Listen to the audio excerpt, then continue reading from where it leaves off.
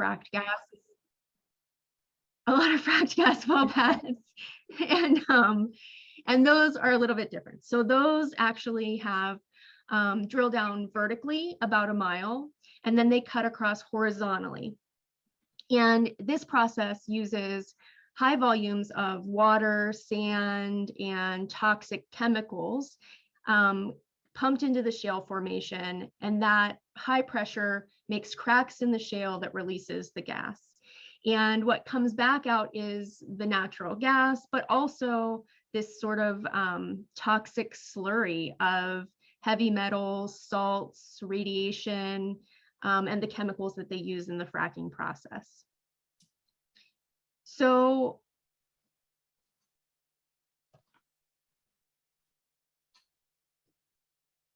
sorry, I had to tell it that I was ready to move. So the thing about methane is it's invisible and odorless. And so when we're trying to figure out what's going on in oil and gas infrastructure, we really have to use specialized cameras. And those cameras are called FLIR cameras. And they make what would be invisible gas visible. So you can see here, this is a compressor station, and you can see the gas here because of this specialized camera that our friends at Earthworks use. You can see that this compressor station is actually leaking methane. And where methane is leaked, volatile organic compounds also commingle.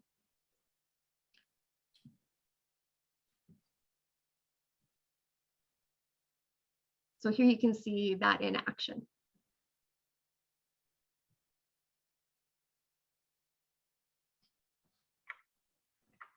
Go on to the next slide. Ooh, there we go. So harmful pollution is generated at every point of fracked gas infrastructure, from what are now becoming super well pads that hold dozens of gas wells that are being drilled and fracked, like this unconventional well pad, to compressor stations that move the gas along the pipelines, to enormous processing plants like this facility that you can see in the bottom right corner, copious amounts of air pollutants that are emitted across this process. And the thing about volatile organic compounds that make them particularly problematic is that they have a lot of health impacts. So methane is really a powerful greenhouse gas. Volatile organic compounds, which are emitted sort of simultaneously, have really significant health impacts.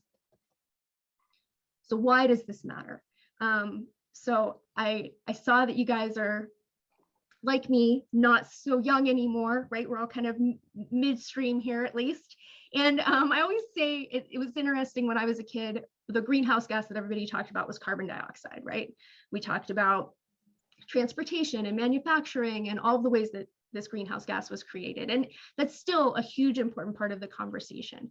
What's shifted now is that because of the expansion of oil and gas operations, and because of the potency of methane, that conversation has shifted somewhat. So methane is 6 times more potent than carbon dioxide in the first 20 years after it's been released. And it's responsible for about 25% of our current climate change. So when you hear people talking about these sort of like short range goals, right? We want to have by 2035, we want to accomplish X, or by 2040, we want to accomplish Y. The reason methane is so vital to this conversation is because it's so powerful in that near term.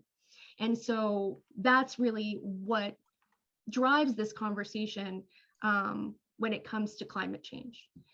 And volatile organic compounds, like I mentioned, really are the ones that are the part that have the health impacts, and they can include things like benzene, which is a cancer causer, and they contribute to ground level ozone or smog, which is a huge cause of asthma attacks and respiratory problems. And what we found, our partners at Environmental Defense Fund, is that oil and gas companies are asked to estimate how much emitting they're doing. But what we've discovered is their estimates are poor. That when Environmental Defense Fund actually did on the ground studies, actually looked at true emissions being released, what they found was methane emissions were estimated to be at least 15 times higher than what companies reported to the state. That's 1.1 million tons of methane released per year in Pennsylvania. And that volatile organic compound emissions were estimated to be nearly 21 times higher than what was reported. And so it becomes significant in that not only are the estimates sort of off, but they're off really pretty significantly. And what we know is that regulations work, and that estimates show that these protections could significantly decrease methane emissions. In Pennsylvania, as somebody who lives in the southwestern part of the state, and I do actually have a well pad in our residential community, it's why I got involved with Moms Clean Air Force and why I do this work. But around 1.5 million people live within a half mile of oil and gas facilities, and around 300,000 students attend schools and daycares within that same half mile. And the reason why half mile is so significant is when you start to look at the research around health impacts, proximity to well pads is a significant indicator of the severity of the health impacts that you can experience. And so it's important to think about, those people who are located closest.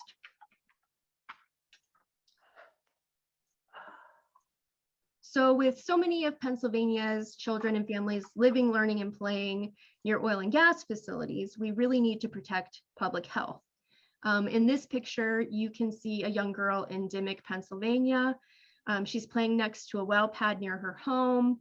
And to be clear, oil and gas is an industrial process. In Pennsylvania, we have zoning in our local areas, and usually that zoning would tell you where to put different types of uses, right? So we normally would consider residential uses in one part of an area and industrial uses in a separate part. Unfortunately, in Pennsylvania now, the way that it's set up, each municipality has to come up with their own standards for where to place well pads, and many of those communities have well pads very close to homes and schools. So there's a growing body of evidence that pollution from the oil and gas industry can increase risks of neurological problems, blood disorders, respiratory problems, asthma attacks, cardiovascular disease, adverse birth outcomes. And really, there just was a new study that came out in the last week or two from Harvard that actually looked at increased risk of early death for older populations around these pollutants. So it's really sad when you start to think about the impacts across the lifespan, but even more concerning when you really think about vulnerable populations. And those really are older adults, people with underlying conditions, pregnant women and children, and frontline communities, communities of color, and low-income communities. So unfortunately, like with most pollution, there are disproportionate impacts for different people, and methane and volatile organic compounds is no stranger to that same phenomenon.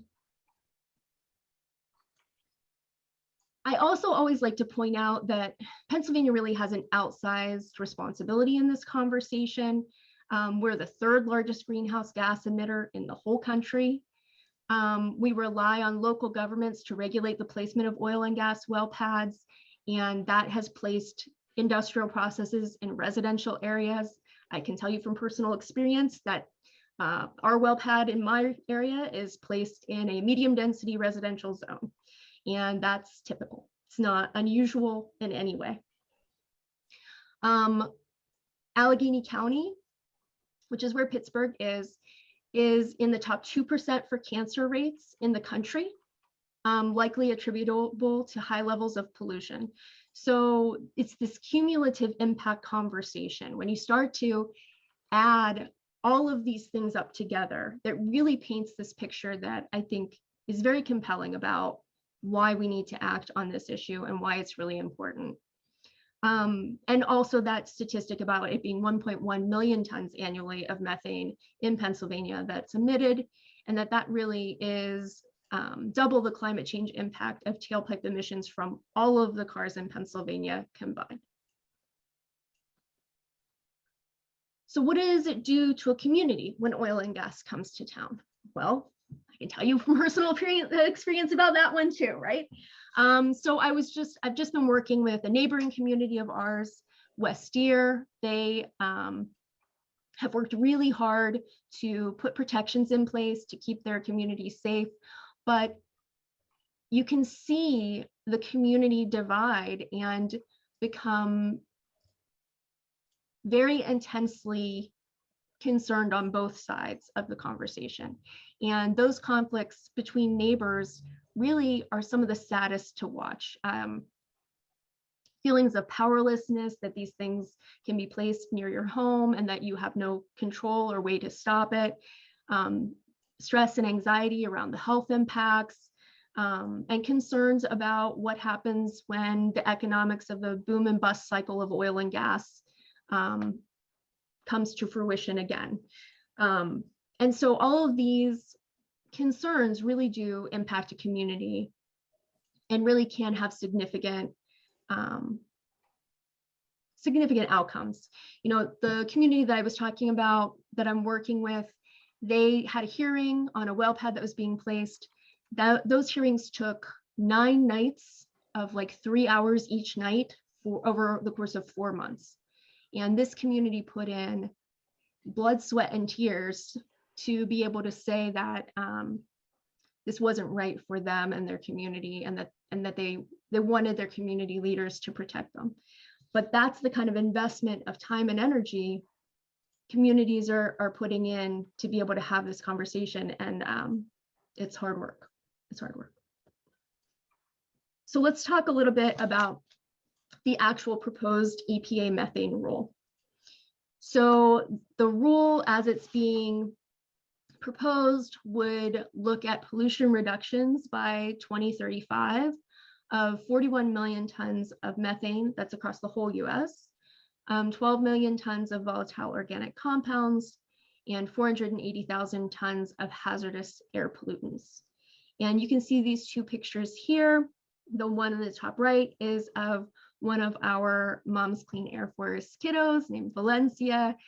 When Michael Regan was placed as the head of the EPA, this was welcoming him. And then in the bottom left corner, you can see where just 2 Mondays ago, or I guess 1 Monday ago, time flies. Just 1 Monday ago, Moms Clean Air Force moms were in DC giving the EPA over 400,000 petition signatures in support of methane safeguards.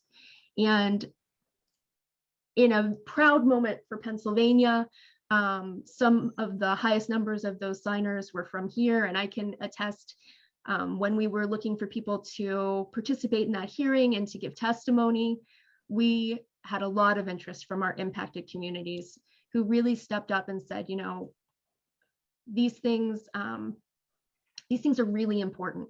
And when we're placing oil and gas operations throughout our communities, and let's be clear, it's not just a well pad. I think sometimes, you know, when you're thinking about these things, you sort of think, oh, it's just that one well pad. Well, no, it's like, you know, thousands of those well pads across the area with associated pipelines and compressor stations and pigging operations and cryogenic plants, and now a new petrochemical plant in the Beaver County area. So this infrastructure really is crisscrossing our communities. It's all around us. There's no sort of moving away from it, or, you know, it is everywhere in this part of the state. And so this idea that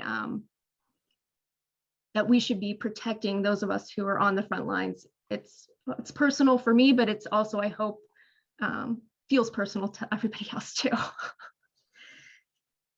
Okay, so what does the proposed EPA methane rule cover? So it includes new and existing sources of oil and gas operations. And the reason this is really important is that the standard for the first time extends to nearly 1 million older pre-existing oil and gas wells and puts them under federal oversight.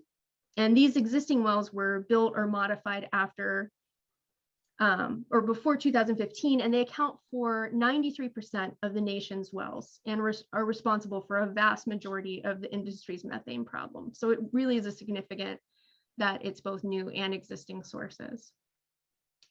Second, the EPA methane rule requires the use of non-polluting equipment. So it asks that we phase out equipment that was designed to release pollution. It's a device called a pneumatic controller, and they regulate temperature and pressure. But there are now zero emitting alternatives that we can use. And even though these sorts of things seem like small changes, each of these small changes really leads to significant progress. Ending routine venting. This is less of a problem in Pennsylvania, but in places like Texas and the Permian Basin, research has shown that they have flares there, 1 in 10 flares that were actually entirely unlit and malfunctioning and venting methane directly into the atmosphere. So it really is important that routine venting be something that we look at.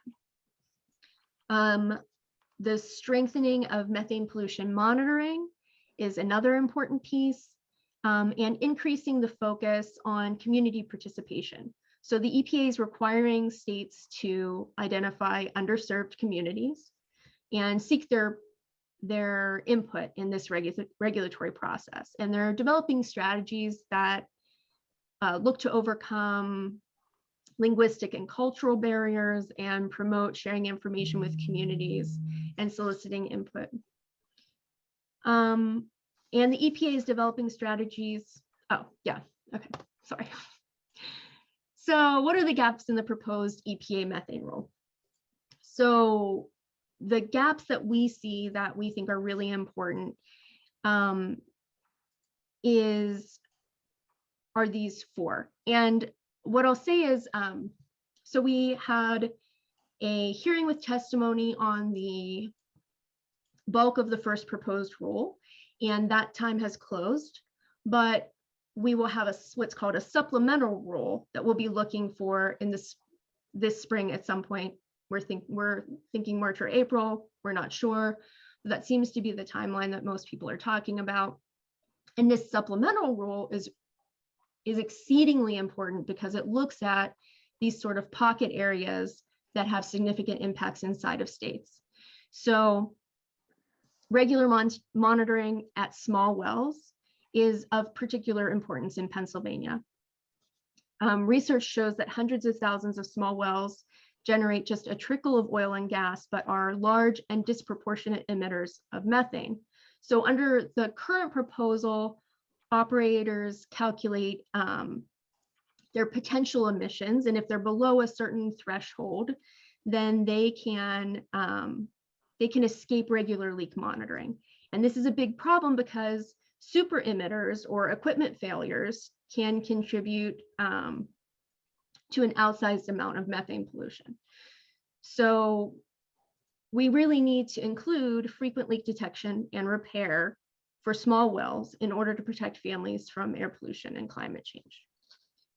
As I mentioned before, eliminating routine flaring, more important in places like New Mexico and Texas, but still overall, when you're talking about climate change, important to us all. Flaring is a wasteful practice of burning unwanted gas. It's a large source of pollution, including methane, carbon dioxide, and hazardous air pollutants.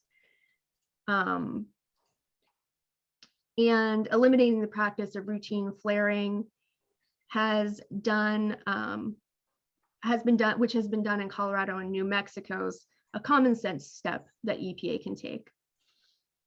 So establishing new standards to address abandoned wells. Standards would help to ensure that wells were properly shut down and plugged and can ensure these wells do not leak in perpetuity, and to prevent closure costs from falling to taxpayers. So I don't know how many of you have been listening to the money that came through in the Bipartisan Infrastructure Act, but a large chunk of that is around orphan well plugging, which in Pennsylvania is actually a very large problem. We have a lot of wells that have been abandoned and that have no one to plug them. Those are mainly conventional wells right now, but what becomes a really interesting part of the conversation is I think the estimated average cost of plugging a conventional well is around $30,000 to $35,000, which is expensive when we have, I think the estimate is 200,000 or more abandoned wells across the state. Where that story becomes sort of more complex is when we start to think about unconventional wells. And the plugging of unconventional wells is very different, right? We talked about how it's this mile deep drilling with vertical drilling with horizontal lines. And that's a different conversation, and something that we really want to make sure to avoid is that those types of wells could be orphaned as well. And then the last part is incorporating community-based monitoring. So the EPA is exploring ways to have emissions monitoring results generated by community groups and other third parties and have those be a part of their standards. They would use those community monitoring to help EPA prioritize which major leaks to fix.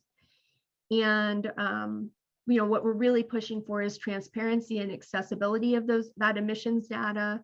That communities that are living near oil and gas operations deserve to have timely access to accurate data through an easily accessible, open access, web-based platform. So, part of this conversation is how do we establish a sense of trust in the process? And I think, the reason that MOMS has taken this stand on encouraging this kind of transparency is for just that reason. Also, the EPA would recognize third-party methane emission modeling estimates based on data rather than relying on oil and gas operators' self-reported estimates, which I told you earlier, EDF did a study on, and there were huge differences. Okay. So my last slide is about how do we act and how do we get involved in this process. And you can see some pictures of times where MOMS has gone to visit with our elected officials. We are always meeting with our state and federal elected officials and asking them to participate in these really important conversations and helping them to understand methane and frontline community impacts and volatile organic compounds and the real life experiences of those of us who live in this part of the state and are on the front lines of this conversation. Signing a petition around support for the EPA's regulations, using your social media to amplify organizations that are doing this work, like Moms Clean Air Force. We're on Twitter, we're on Instagram, we're on Facebook. So using your personal voice to amplify that is always helpful. Looking to participate in writing letters to the editor and op-eds. These are a great way for you to have a voice in the conversation. I know Amani sort of mentioned that briefly. I got the impression she's going to talk with you guys more about how that might work, but it really is an important way. Locked out. I'm on a call. Okay. What? I'm on a call, but it's okay. No, go ahead. That's fine. So letters to the editor and op-eds are a great way for you to be able to be responsive to your community and to help them understand the issues that are going on. As we look to do the supplemental rule for methane, participation in that public hearing and comment session, Moms Clean Air Force, we always are looking for as many regular people to have a voice as we can get, and we are committed to ushering people through that process. So if you've never done it before, we are happy to walk you through how it will look, what it will feel like. We always have talking points to sort of, give to people to encourage them to use data and statistics in their conversations, but to also couch that in your personal story. Why is this so significant to you? Why is climate change so concerning to you? Clearly, my story is about being on the front lines of oil and gas and those impacts on my community and my family. But maybe your story is something different. Maybe you're in a flood zone and climate change is having huge flood impacts, or perhaps you have a family member who was impacted by Lyme disease, which is becoming much more prevalent in Pennsylvania. These kinds of stories that really look at your personal impacts and the personal conversation about why this is so important is really a part of that conversation. I included some links for learning more. We've got some great fact sheets on our website about methane, about ozone, and about a million other things that you might want to know about.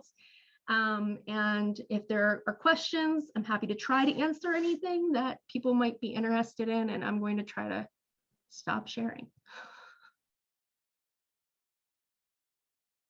I can figure out how. Yes, yeah, that was wonderful. Really a lot of information in a short amount of time, but you gave it to us in bites that we could all understand it. So that was really fabulous. So the next thing we really want to do is answer questions and then motivate you to get active. Vanessa raised letters to the editor, op-eds, and Jewish Earth Alliance does a monthly letter writing. So we want to talk about answering the questions and then talk about how you can get involved and get invested in this effort. And I posted, while she was talking about her last slide, I posted guidelines for writing letters to your senators, where you can find more information, how you can write the letter, and then just send the letter as an email attachment to me next week. And my email is phyllis2723@gmail.com. And Amani put her post in for a Google Doc that is also has information in it. So there's no shortage of places to find out more about this and also ways to get involved. So questions from anybody? Meg rather, sorry.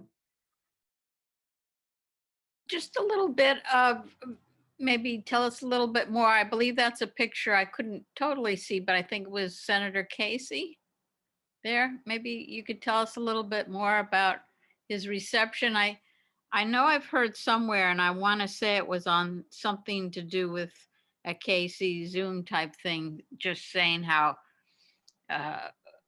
or maybe it was Susan Wild, I don't know. Some politician was saying how fabulous you guys were.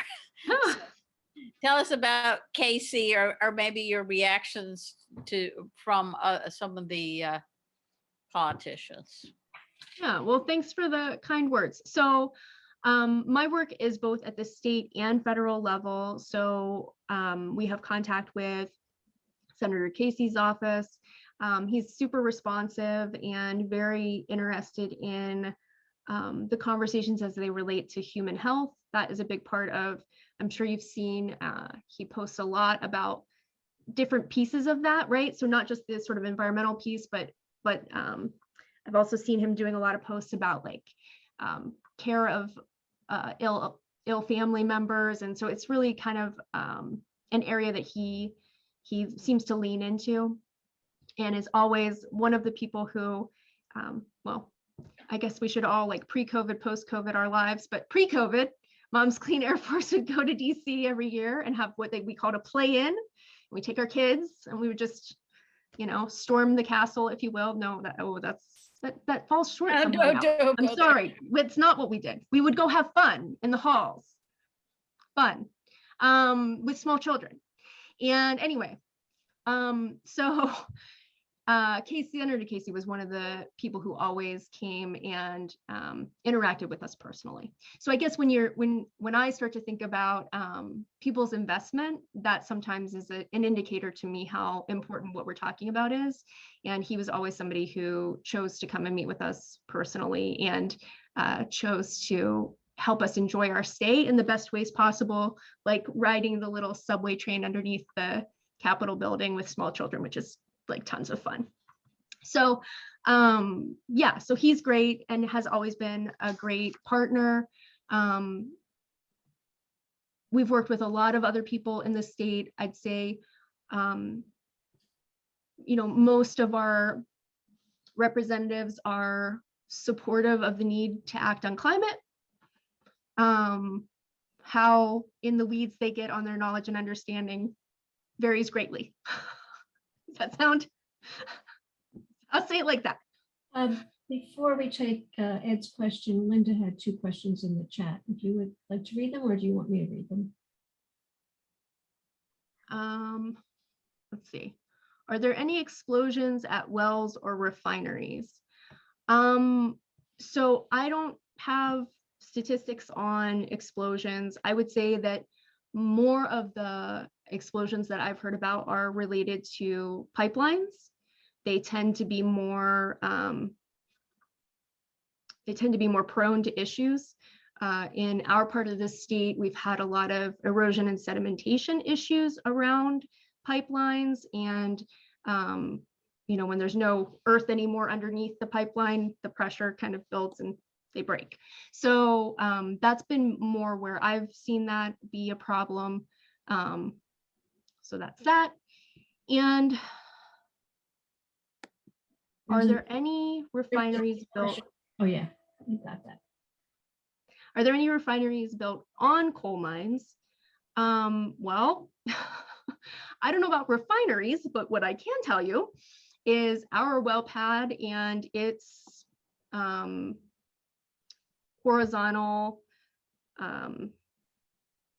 drilling are all on top of coal mines in our area.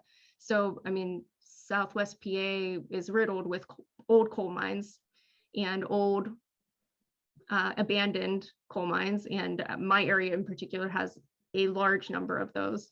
So these things are all kind of going underneath, across, on top of each other for sure. Ed? Hi, Vanessa. My name's Ed Mitchell. Thanks a lot for your presentation coming to us. Quite informative, and really appreciate the work you're doing. I wondered whether you have any tie-in with the hopefully firmly passed joining of the Regional Greenhouse Gas Initiative called RGGI.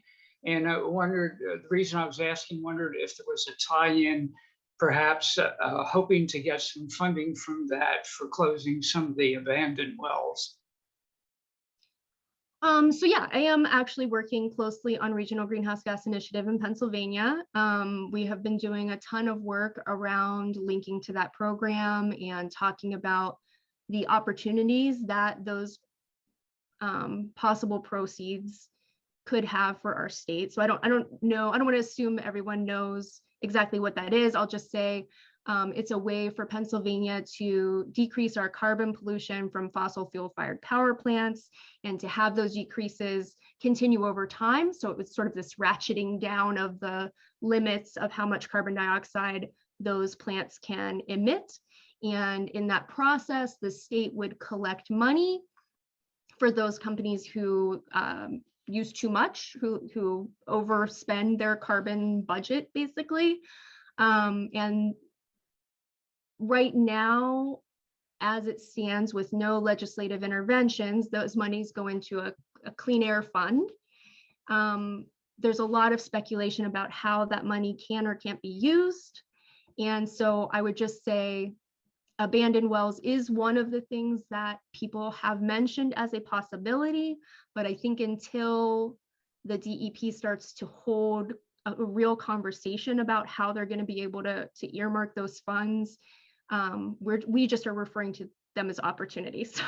So we think that there's a real opportunity to do some good work around environmental justice with those funds. We think there's some really good opportunity to do some really good work around things like plugging wells, but where that money ends up greatly impacts what it can be spent on. And so we'll have to sort of, I think, bide our time a little bit on how that all falls out as we get closer to linking and as the DEP gets closer to talking with us about how those proceeds will be spent. Thank you. So Rodney, That answered your question. Rodney shook his head about explosions, and And then he also raised a question. So Rodney, would you like to raise your question as well as elaborate?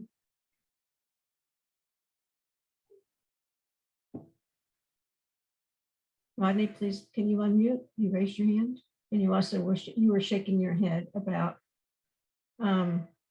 explosions.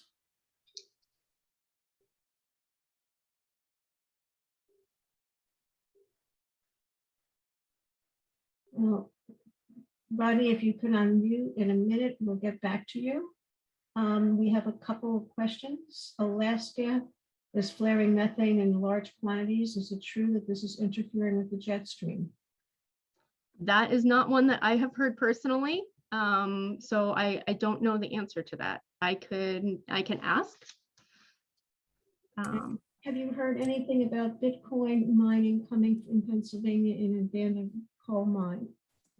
They are a source of pollutants in the air and the water. If you can't answer it, I know I can. Penn Futures has done a big study on this, and they've done several webinars on Bit mining and how there's one place in Pennsylvania that's using coal waste, dust, to fuel their huge computers that are needed for Bitcoin mining. It's definitely a new emerging trend. It's not one that I am super familiar with, but it is sort of the front line of a conversation that's being had and concerns that people have about the way that that's being used.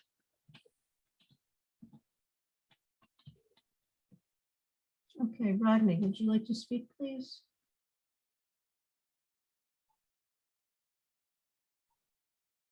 You're not muted. You should be able to speak. You can't hear? You speaking to me? Yeah, you would put your hand up. I'm getting buffering, so I get a broken. I'm getting broken audio right now. Sorry, you had your hand up earlier and you also shook your head about explosions. So if you I'm sending something to you right now to the chat. Hold on a minute. Wonderful, thank you.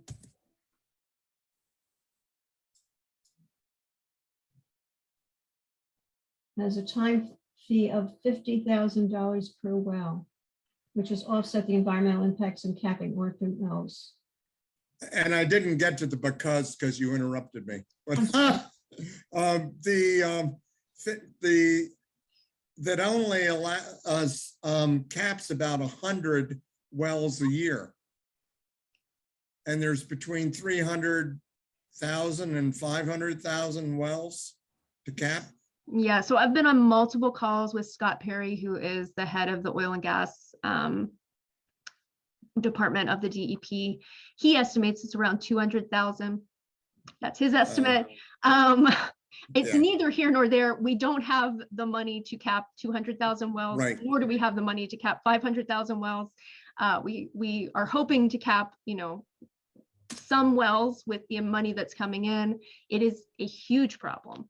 Right, but the biggest problem, Vanessa, I believe, and you could confirm or deny this, is locating them, because there was not the actual physical capping, but finding them. Many of them are overgrown. There's nothing registered, locations registered to find them. But we now have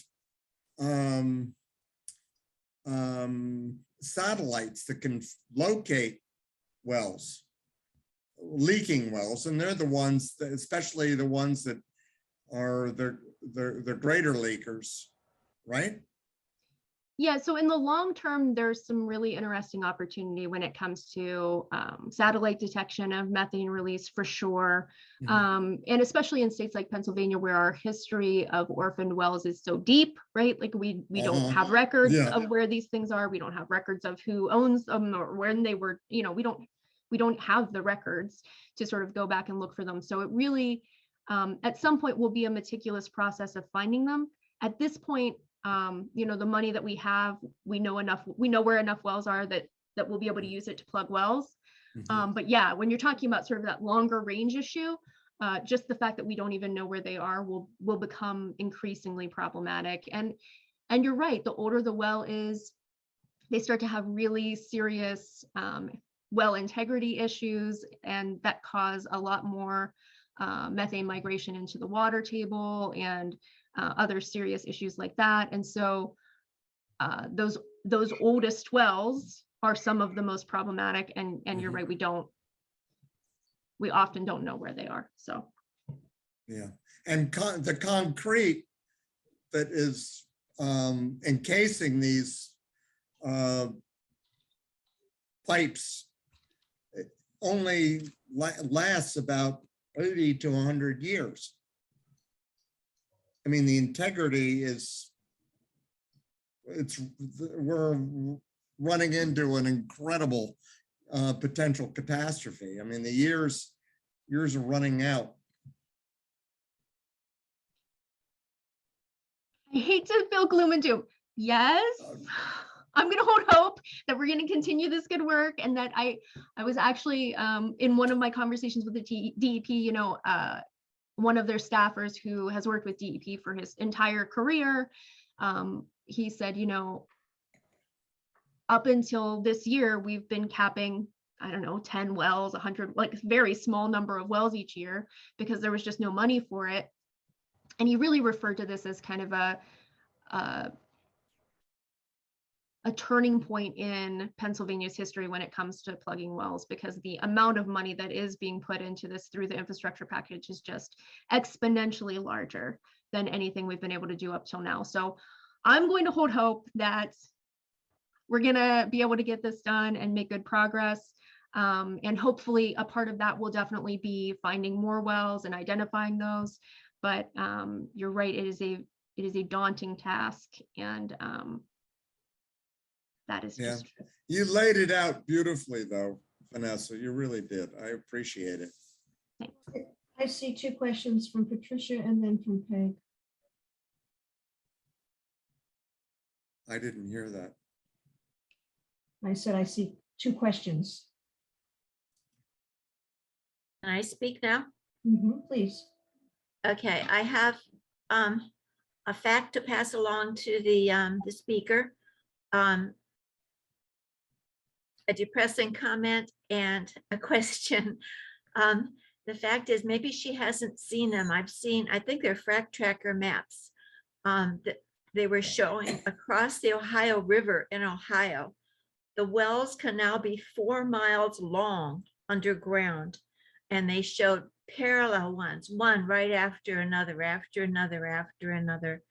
You might want to check that out. The comment, I guess, is something that's really depressing me, realizing that the CEOs of all these fracking companies, their philosophy seems to be kill kids, make money, who cares? The question is, you had talked about wells in the coal areas.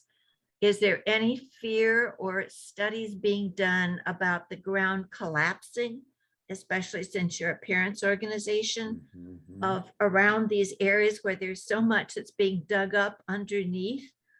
I've heard some of the coal wells, they're long too, and they go one right after another, one right next to each other. And now we're doing the fracking that's very similar and goes much farther sometimes. There must be possibilities for lots of areas just totally collapsing into the ground. Is anybody studying that? I don't have personal knowledge of that. What I can say is, with fracking being sort of a newer being used so much more frequently in the last 10 to 15 years, all research is new research on this almost, because we weren't using it with the frequency that we are now. And so we weren't looking at these things. I would say to you that, old coal mines collapse all the time in southwestern Pennsylvania.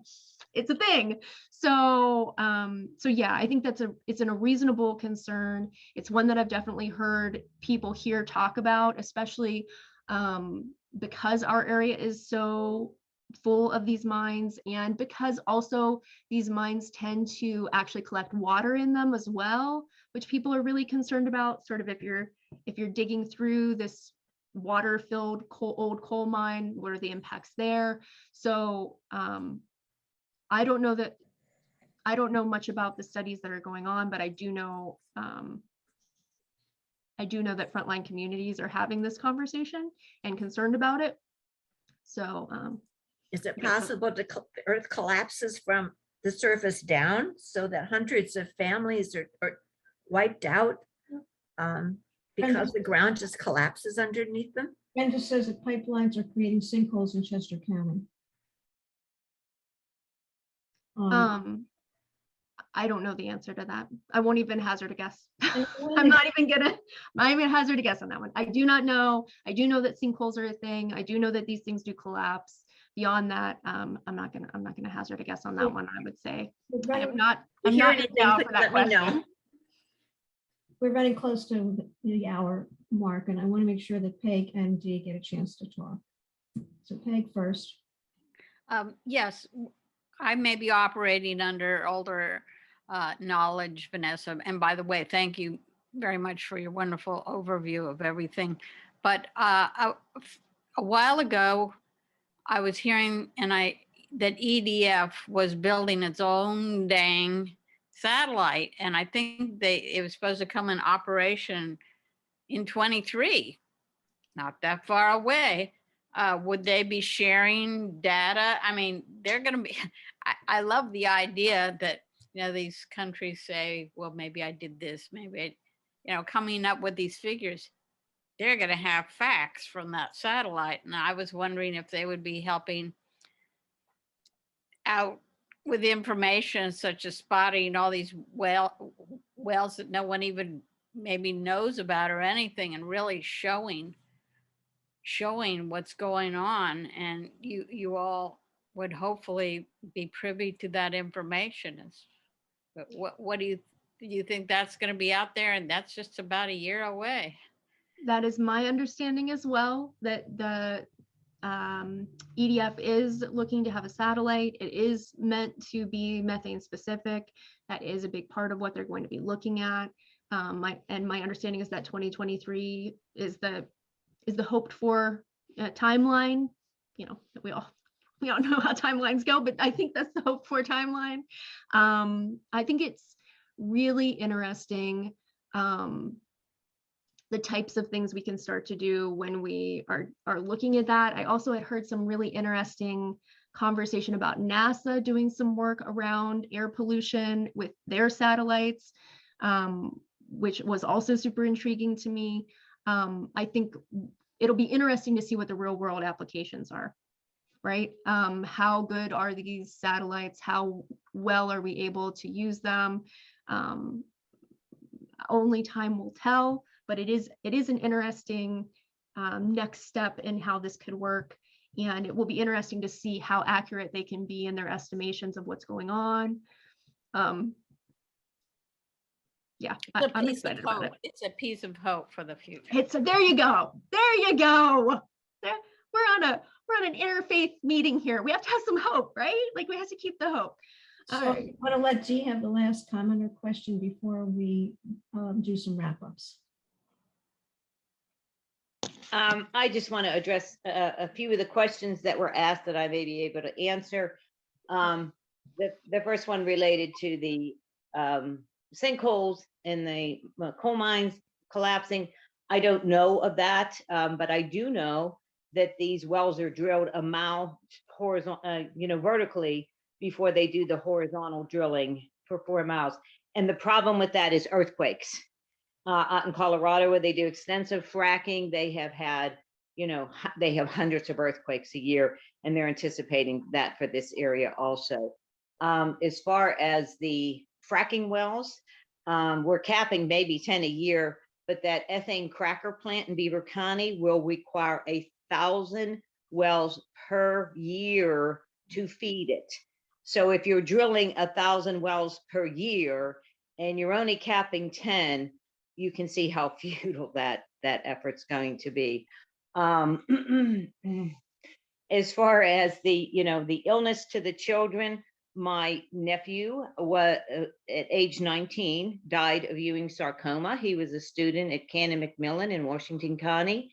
and 6 other students in his high school also have Ewing sarcoma. Ewing sarcoma is a extremely rare bone cancer that occurs in 1 in a million children.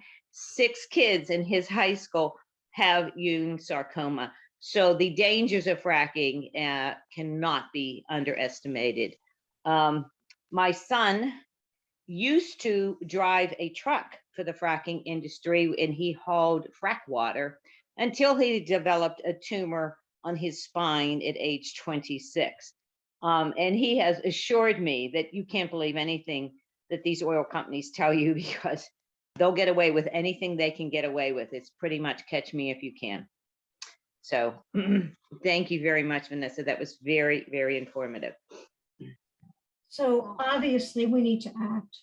We need to tell our representatives in Washington that this is really important. They read our letters to the editor, they read our letters. We have a nice working relationship with Senator Casey's office, both Vanessa's organization and Jewish Earth Alliance. Peg has reminded me that Toomey is coming around. He does listen to our pleas. He's never going to be a super advocate, but he is coming around. So it's still important to write to Toomey. So I put up in the chat earlier how you can do it. There's information, there's a template letter. All you have to do is personalize it, put in your own story, put in the story that Dee just talked about. You know a woman who da-da-da, her own son, da-da-da, or her nephew or whatever. Those are the stories that we all cry over. Those are the stories that the senators also cry over, because the senators are also human beings. I coordinate the letter writing, so all you have to do is send me the letters that you write. Handwritten letters, typed letters are perfect, about why methane matters to you and why they need to act on it. And then I send all the letters off to our representative, to our legislative aid that we're working with. And I'm very mindful of the time. And if David could just lead us out with an inspirational message so that we'll be hopeful and have faith. And So thank can I you just all say so thank much. you to everyone for having me. And honestly, it's always wonderful to be in these meetings with people who are this passionate and knowledgeable and engaged and just really interested in what's going on. And I just want to say thank you. So thank you, everybody, and thank you, Vanessa, especially. Hello, everyone. My apologies for not being with you earlier. As you can see, I'm actually on my cell phone. My computer is causing me all sorts of problems. But thank you all for constantly coming to these calls. I think that they're a great asset that Phyllis has provided for PA IPL and Jewish Earth Alliance. And I hope that they continue and that you all continue to write and do this amazing work. So with that being said, for those of you that don't know me, I am the executive director of PA IPL. I am also a practicing Muslim. So I will draw upon my tradition specifically, but I think that hopefully you can draw connections with your own traditions in your own life. For most things in Islam, it's in Arabic, so I will say some things in Arabic. At least one I will translate for you, but most everything I'll say is in English, so don't worry. So for all prayers and sources of inspiration, Muslims begin with a specific phrase that is the called the Fatiha, the opening, because with all things we should be reminded of our position in the universe and within creation. So Bismillah ar-Rahman ar-Rahim, Alhamdulillah Rabbil Alamin, Ar-Rahman ar-Rahim, Maliki Yawmiddin, Iyyaka na'budu wa iyyaka nasta'in, Ihdinas siratal mustaqim, siratal ladina an'amta alayhim, ghayril maghdubi alayhim waladdin. Amin. A lot of what we draw upon kind of alternates also between two different kind of sources. One, obviously, is the Quran, the scripture of Islam. The other is what we call the Hadith, or they're either phrases by the Prophet Muhammad or by people that were close to him or people that heard what he said, things like that. So the first quote that I want to mention to you is from the Quran itself, and it goes, "And it is He, God, who has made you successors upon the earth and has raised some of you above others in degree, that He may try you through what He has given you. Indeed, your Lord is swift in penalty, but indeed he is forgiving and merciful. And the concept that is trying to be gotten here in the Quran is the idea that of successorship, or we often for PA IPL call stewardship, that humanity has a moral and ethical obligation to take on these responsibilities. And I tied that in with a hadith from Abdullah ibn Abbas, who was a companion of the Prophet, and he quoted that the Prophet said, "The believer is not he who eats his fill while his neighbor is hungry." And I think that that is something that we see kind of universally through most traditions of the concept that we cannot just take and take and take for ourselves. And I think that speaks very strongly to some of the messages that some of you were saying towards the end of the ultimate greed that is driving so much of this this kind of consumption doesn't allow for life to thrive, either in the short term for those who are being most adversely affected by these practices, or long term for our entire species and planet. But I do think that there's an important secondary element to this that is another a quote from the Prophet, or a conversation, sort of a dialogue, in which somebody said, "Help your brother, whether he is an oppressor or he is an oppressed one." People asked the Prophet, but Prophet, is it right to help him who has oppressed? But how should we help him who is the oppressor? And the Prophet responded by saying, by preventing him from oppressing others. And I think that that's an important message that goes to Phyllis's point regarding people like Toomey or others who may not be traditionally people that we see as allies, but it is still our responsibility for the greater good to stop oppression, to reach out to all others, to see how close we can get them to our side, how close we can pull them to justice. Because ultimately, it is not about who we like or don't like about other policies. It's about trying to end this fundamental and existential crisis to our existence and to life. The last quote that I'll leave you with is from the Quran, which says, "Do you not see that God, who praises all being in the heavens and on earth, celebrates, and the birds and the air and the wings that are outspread, each one is in its own mode a prayer, a praise, and that God knows all that they do." And the idea here is that it's hard for us to see this kind of vastness of creation on a daily basis. We're very much in the weeds of this, right? As was said earlier, plugging 10 wells seems like we're doing good work, but the vastness of just this one issue in this one state with this one set of wells can seem insurmountable. But in the broader plan of God and creation, they are all infinitesimally small, and that we have a role in that, like the wings of the bird, the anthill, the wind, everything has a role in this. And I really appreciate the role that all of you are playing in our organizations and together to push for justice.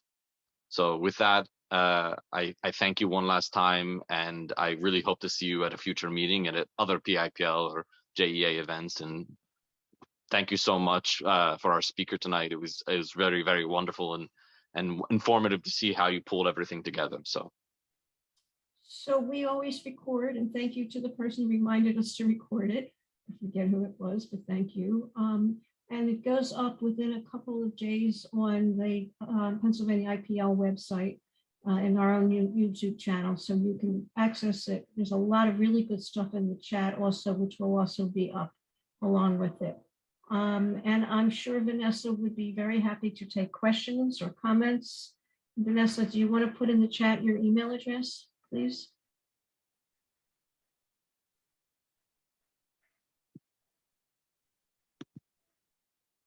And while she's doing that, we already have our, thank you.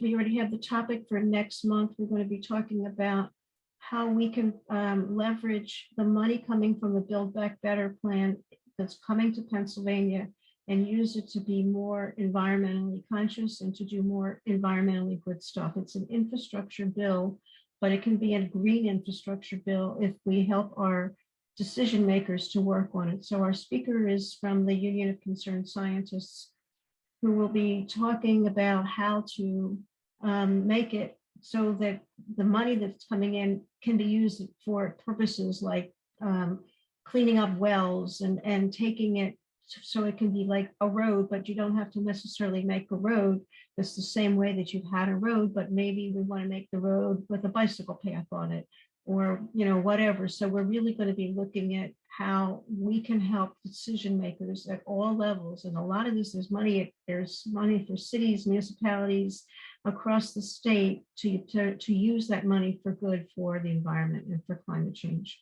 So thank you so much, and enjoy the nice day that we're going to have tomorrow.